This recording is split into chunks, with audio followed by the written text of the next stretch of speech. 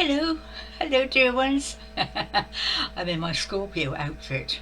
It's morning Scorpio today. Scorpios, Aquarians, Leos and Taurians will be feeling a little bit uptight. It's a very challenging moon actually. A lot of the readings online are saying the moon's in Taurus, which is the opposite sign, but the masters say it's in his only sign. It doesn't move constellations because it's night time. It's still in Scorpio, but I expect this, what happens is you get the reflection from the moon, the opposite of Taurus. I had a friend of mine once, and she used to say at night time you were in the opposite sign. No, I'm not sure. You have to think it out for yourself. But it is a new moon in Scorpio today, so I am going through a lot. I expect you all are bringing up very deep stuff. It's ruled by Pluto, the planet of the underworld. Hence, I've got my black on. But it's also a death thing. A death, not, I don't mean the personal death, a death of things, letting go, people you remember. I seem to have an awful lot to do with death in my life. I don't know why that is. Well, I am very Plutonian, I guess. I do deal with the underworld quite a lot. But anyway, I was going to do another video on the next house move, but this has come up, so I feel it's more appropriate to talk about the moon and some of the events. Do a little bit of a recap, really. I did actually get to move again. Into a more disastrous place. Well, not more, but it's different. Of course, everything's different. But so this is kind of a bit of a recap.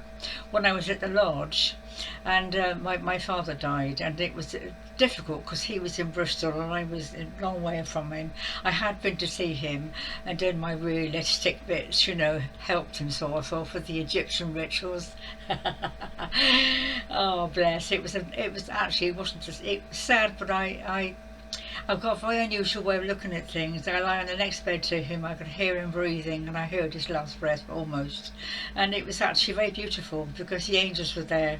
And death is a beautiful experience when you see him productively and positively. Not always, I don't mean it's productive for the person concerned necessarily, but it's just another episode in life, isn't it? So I'd had that to deal with, and I'd got back home and there was nobody there. And I went through a very difficult time because there were a lot of challenging aspects about money, you could imagine. My brother-in-law, he rang me up one day and he was so unpleasant. I actually crashed and I had a breakdown. Well, it wasn't just him, it was the whole situation and being in this new place and breakdown. I wanted to talk about the breakdown because I think people should know about them. There's not really, there are different levels of it. It's hard to know what a breakdown is really, but I was definitely not well. I had a counsellor at the time and I was floating about, just getting through the day. I had nobody with me, of course. I had to get through the day somehow, which I did, and going shopping was, I just had to pray that there would be something on the shelves for me, which I did, and I got through quite okay. I think it lasted about 6 weeks, just feeling, well, very weird. I had a wonderful friend in California called Dr. Joshua Stone. He used to run something called the University, and bless him, he saved my life. I hadn't got a computer then. I had got a word processor, and I used to write to him at the University, and he's a teacher, clergyman, I believe is what I'm preacher at the time, whatever you call it. I've got my words all mixed up today. I'm in 2 pains. And he used to, bless his heart, I can't describe the feeling. This is love. I'd never met him.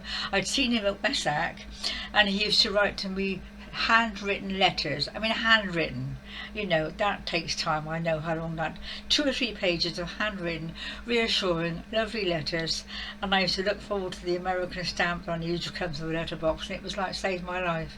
He was an absolute gem. He's not allowed now. Actually, he took his own life, which is very odd, but he's not here now. So he got me through a very difficult time. We always get through. I want to reassure you on that. Even if you're totally and utterly on your own, there's always something, an animal, a bird, there's always somebody there for you. And of course we have all our invisible help, but I always miss somebody on this plane. It had to be a challenge of mine to be totally on my own. I know what it is now, which I'll tell you about one day.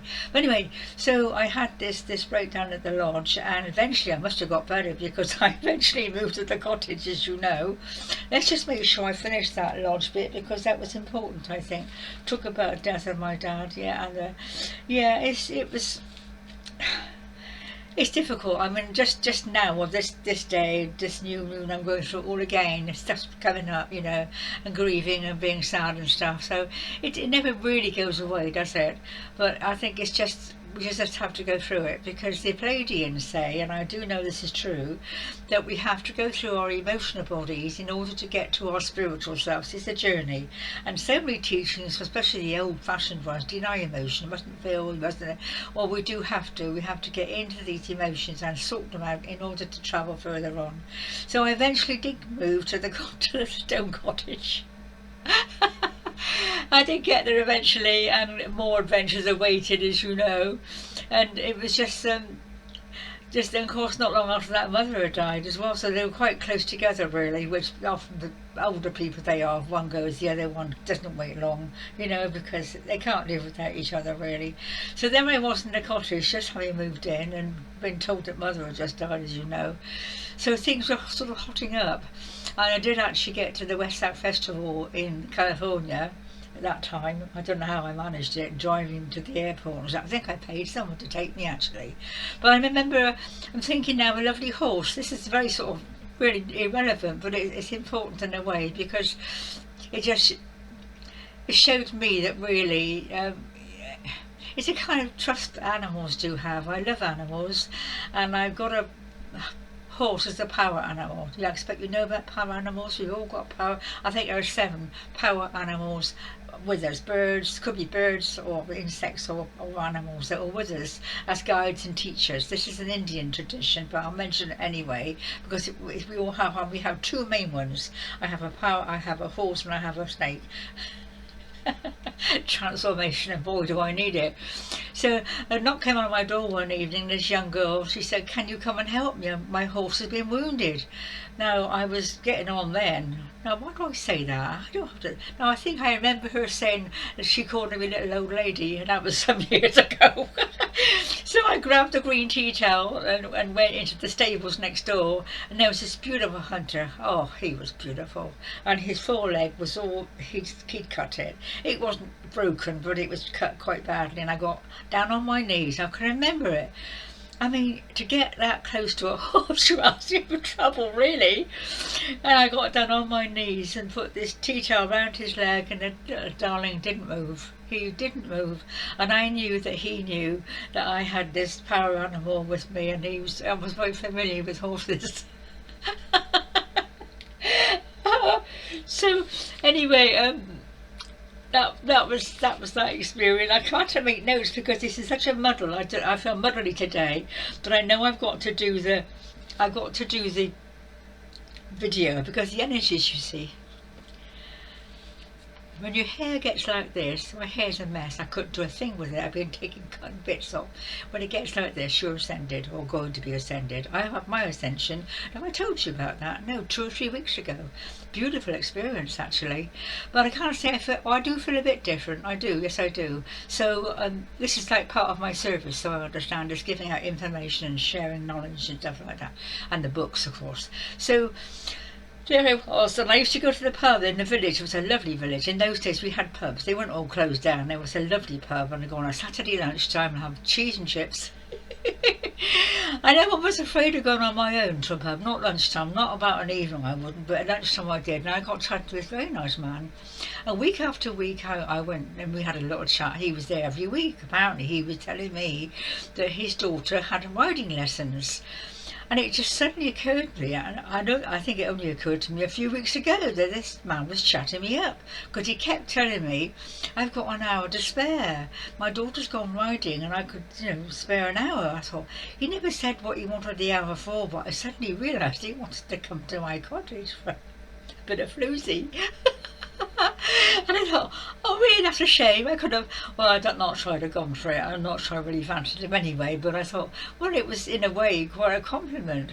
And then I met this other man. Now, this is a real story that I don't know the answer to.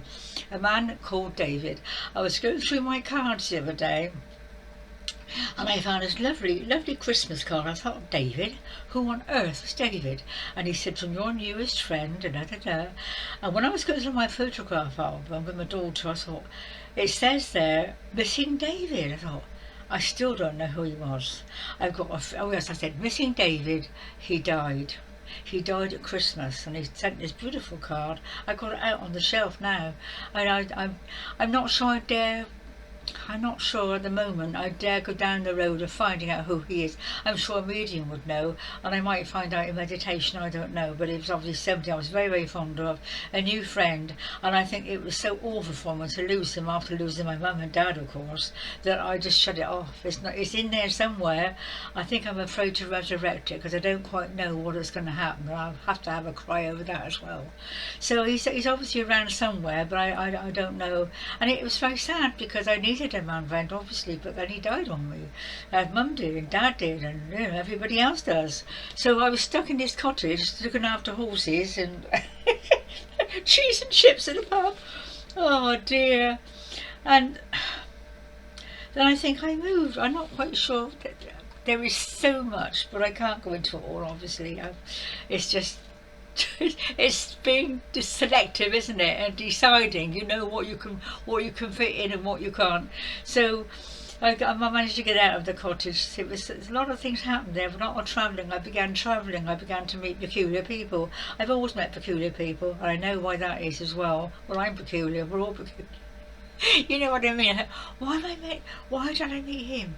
And I've only recently realised that my son in my birth chart is in the 12th house. That's the hidden, and it's to do with insanity and hospitals. And I thought, yes, I'm always meeting people that they come to me for guidance or help, strangers even, and they're always a little bit short of a shilling, as they say. Very nice people, but you can always tell they're not quite.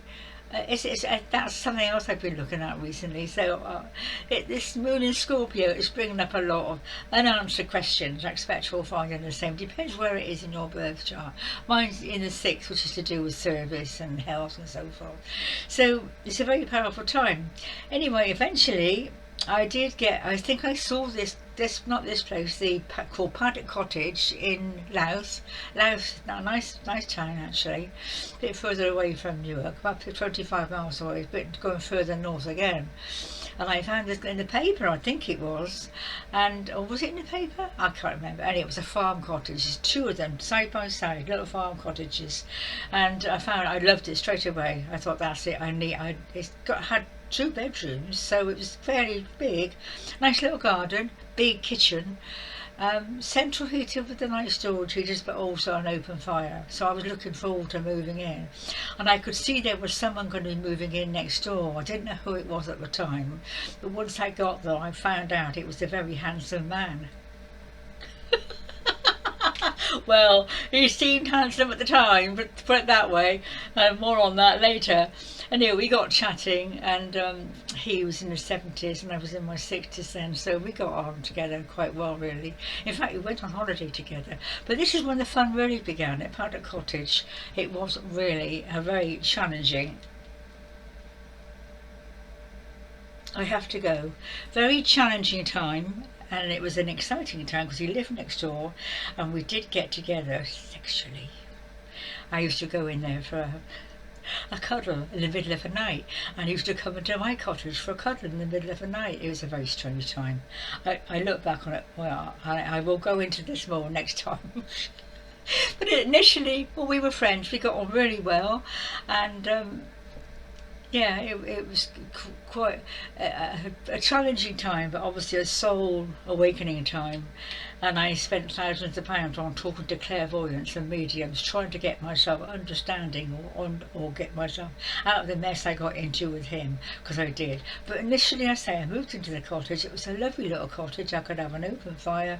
I think I've mentioned it in the video sometime about it. So, and it was about 10 miles, I think, from Lincoln. No, 15 miles from Lincoln, but the local town called Louth was a dear little town, lots of little shops, and it's not so much now because things are closing down, but at the time it was a dear little town, and I loved it, and I made some nice little friends there, really. So anyway, on that note, more to come. Anyway, keep on, don't be afraid to go in there with your feelings. I mean, some of them are pretty powerful, aren't they? But we have to check them out. And there's always somebody with you, watching over you and helping you. You're never on your own. I know I say that a lot, but inwardly we're not on our own. Maybe there's nobody here to give a cuddle to, or to hold my hand, or make a cup of tea, but I do know that inwardly I'm having a lot, as Sir Black would say, a lot of help. So there you go, darlings. Keep on with the good work. The moon will last a couple of days and you can breathe again. Okay, take care. Goodbye.